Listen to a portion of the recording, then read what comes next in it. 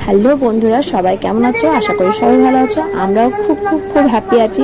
দেখতেই পাচ্ছ আমাদের নতুন ফার্নিচার এসে গেছে। আগের ব্লগে যারা দেখেছো তারা খেয়াল করেছো হয়তো, আমরা ফার্নিচার কিনতে গেছিলাম কিন্তু কোনটা চুজ করতে পারছিলাম না।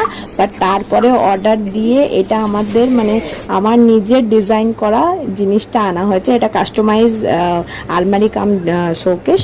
তো চলো, জিনিসটা এসে গেছে। আসার পরে আমার শাশুড়ি মা দুজনাই বলে যে নতুন জিনিস আসার পর একটু পুজো, ধূপ, ফুল ঠাকুরের একটু দেখিয়ে দেওয়া উচিত। তো সেটাই আমি করছি, আর আমার কুট্টুসও তার সাথে সাথে ওটাই করছে। তো যাই হোক, পুজো টুজো হয়ে গেল, দেখিয়ে দিলাম। আর এইটাও দেখে নাও, এটা হচ্ছে উপরে শোকেস রয়েছে আর নিচে আমাদের কাবার্ড রয়েছে, আর সামনে হচ্ছে পুরো ফুল গ্লাস আয়না রয়েছে। সেটাও তুমি ফার্স্টেই নিশ্চয়ই তোমরা দেখেছো।